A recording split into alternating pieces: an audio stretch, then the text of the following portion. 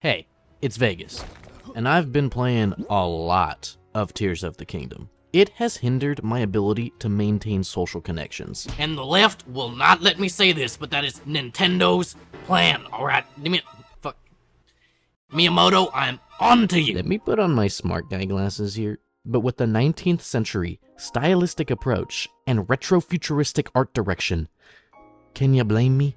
The beauty of a floating island free from human intervention, maybe, kind of, what do you call this type of being? Long story short, playing this game reminded me of one of my favorite animated movies. There's something so esoteric about a flying city lost to time, untouched or untainted by industrial revolution, negligent pollution. Not to get too existential in the opening minutes of this video, but flying through the clear blue skies of Zelda's open world in a hot air balloon like I'm some aristocratic 18th century adventurer is some of the most fun I've had gaming in a long time. Discovering these soaring set pieces for the first time got the cogs in my headcanon, fan theory ass making brain spinning. The deep metaphors, let alone the outlet for storytelling that a decayed castle in the sky brings to the table, is something that just intrigues me very much. And in the case of Hayao Miyazaki's sci-fi epic, that point stands tremendously. Most of you watching this video are fans of Studio Ghibli movies, so we know that a lot of these movies have a whimsical shell that once broken reveals a strong message, usually with deep personal connections. I hope this video finds Miyazaki well. And much like all Miyazaki movies, he came up with the idea for Castle in the Sky on one of his trips to Switzerland with the president or something, while watching the movie Gulliver's Travels.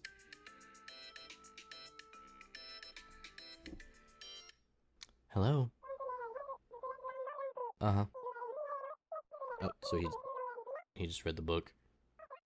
Written by Jonathan Swift as a way to illustrate his frustration with the English government, the book follows the fictitious adventurer Lemuel Gulliver on his many voyages across the globe, chronicling the places and people he meets along the way. One such chapter tells of the time Gulliver is stranded at sea while being chased by pirates. He recalls the sun at his back suddenly being obscured as he's engulfed in a circular shadow. As he looks up, he is struck with awe seeing a city full of people flying above him. Later revealed to be the island of Laputa, its inhabitants unconventional in every way, their heads tilted to the side, with one eye facing inward, while the other towards the sky. Gulliver goes on to describe what it was like inside. Their houses are very ill built, the walls bevel, without one right angle in any apartment, and this defect arises from the contempt they bear to practical geometry, which they despise as vulgar and mechanic.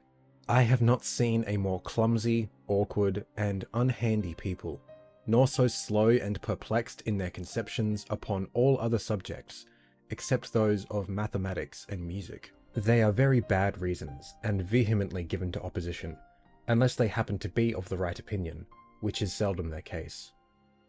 This, of course, is what Miyazaki cites as his greatest inspiration for the idea of Castle in the Sky, and the floating city of Laputa, the sky pirates, the army, you get the idea. But what I like about Castle in the Sky is how Miyazaki makes it his own. You can tell where he looked at a thing and was like, yeah, let me yassify that. Miyazaki's Laputa is different from Swift's in the sense that these people weren't physical embodiments of flagrant obturation, set in their ways due to a superiority complex. They were a seemingly reclusive people forced into extinction because of the greed of others. But who knows, maybe they weren't. The movie doesn't exactly say, and that air of mystery is why I like this movie and this idea. Honestly, it reminds me of old adventure novels. There's something very classic about the whole joint. Now, like I said, I haven't seen every Studio Ghibli movie, but I picked up the box set of Castle in the Sky around my sophomore year of high school and kind of kept it to myself. I think its potent themes of the dangers of seeking power mixed with an overall appraisal of naturalistic customs resonated with me in ways I still think of when I go about my daily life. This movie makes me recycle. Like I said, the inherent mystery behind Castle in the Sky and the skies of Zelda is what intrigues me, enhancing the story because uncovering that mystery is the whole plot of the movie and the goals of the main characters. The movie opens on the main character Shida being transported by a large flying machine. All seems to be well until she decides to jump off, falling headfirst into the opening credits of the movie. Intermixed with the natural beauty of the sky and everything related to it is the heavy industrial mechanics of human advancement, and this imagery is something that's prevalent throughout the film. Miyazaki will take a shot of something like a flower and then immediately cut to the inside of an oil rig and be like, see, symbolism. Obviously, he's making use of two contradictory concepts. Enter Patzu, a boy with an irresistible dream. Raised in the countryside and working for his family in the coal mines, like a man, he sees a girl plummeting to earth and rushes to try to help her, which is where we get the greatest scene of the movie.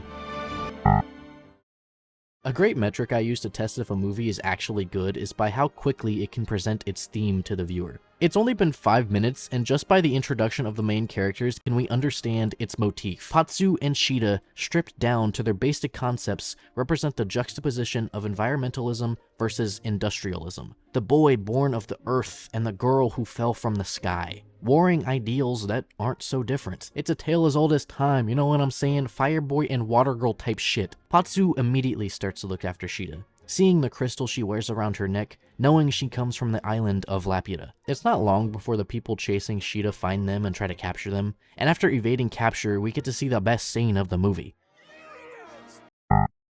In the interest of not making this video too long, know that there are 3 parties trying to use Shida's stone to find the lost city of Laputa. Patzu and Shida, who represent the drive to protect it. And then you have Madame Dola and her sky pirates who want to use it for monetary gain, and the villain Muska, expertly voiced by Mark Hamill, who represents the urge for destruction. The same technology that kept Laputa airborne also made it a major power that Say that 5 times fast. This, I feel, is the most important message of the film. How easy it is to destroy. Midway through the film, Shida is captured again by Muska and the army. You see, they want to use the magic inherent in Shida's stone to find Laputa and use its advanced technology as a weapon. I mean, what else would the military want to do with it? After a Laputan robot fell into their hands, their lust for power became unstoppable, and Muska, later revealed to be another heir to Laputa's throne, seeks to use it all for himself. The stone, of course, awakens the robot, and we see what Laputa's technology is truly capable of, as it decimates the entire base. Shida, of course, being pure of heart, tries to quell the robot, and we see he was only doing his job to protect her. We also get the best scene of the movie. She's then saved by Patzu, who teamed up with the Sky Pirates, and we get a flashback of Shida's past, reaffirming who she is as a character. Shida's grandmother recollects her time living in Laputa, and the devastating and also wondrous spells the stone is capable of producing. An aspect of this film that I really like is that all the healing spells, so to speak, have really long names. Like I said, there's a lot of neat world building here. Like, what happened to magic? What is this mysterious rock, and why are people mining for it? Why can't they find it? What happened to Laputa and all its people? What the f- are goblins real in this world? Disconnection is another major theme of this movie. Taking something for granted until it ultimately slips out of your hands. One of the best scenes of the movie comes in the form of the 3rd act, when we finally reach Laputa. We see how it has decayed over time while still maintaining its beauty. We see a robot overgrown with vines and weeds, still able to operate and maintain Laputa. Like I said, the metaphor between how a lost city can be so far behind technologically, yet so far advanced by today's standards, is so interesting to me. The juxtaposition of industry and nature is the perfect cautionary tale for society to learn from today. Giving back to nature and treating it with respect leads to the advancement and the thriving of humanity. Contrarily, taking nature for granted leads to destruction. But you don't meet a quick end. It's a slow, ungraceful death. A death of beauty, a death of wonder. Technology is nice until it's used against us. Even if you don't develop new technology for destruction, it will always lead to it. Someone will misuse it. This is why Muska is the perfect villain, because of his attraction to power. He's not interested in compromising with Patzu and Shida, he just wants the power to destroy his enemies. The exact opposite of what Shida and Patzu want. And it's only after they're shown the lengths Muska is willing to go to destroy them do they realize what they have to do. The most heartbreaking aspect of this movie is something as beautiful as Laputa can never last, but you can still try to make that difference. After everything comes to a head, Muska is holding Shida at gunpoint, so she does the one thing she was told never to do and uses the destruction spell. A spell that is deliberately the easiest to say and cast. Shida is willing to kill herself just so Musca wouldn't get the stone, because he has no compassion and would rule Laputa ill. In all seriousness, that may seem excessive, but these are the steps we all have to take for the betterment of our future, the future of our planet, and the beauty and life she provides us. If we all took that much care into loving nature, maybe the magic will return. A theme that I love, a theme that is prominent in almost every Ghibli movie. But that's the thing, it's a maybe. Maybe the magic will return. We already took our world for granted. We might be too far gone, it might be too late. But it doesn't hurt to try. Castle in the Sky resonates with me so much because these days it's harder and harder to get people to listen when it comes to climate change, what have you. It takes genuine effort to change and make that difference, and I feel that scares most people. The exact opposite is true when it comes to taking something, especially out of greed, misuse, misguidance. These days, it's so easy to just destroy. Balus.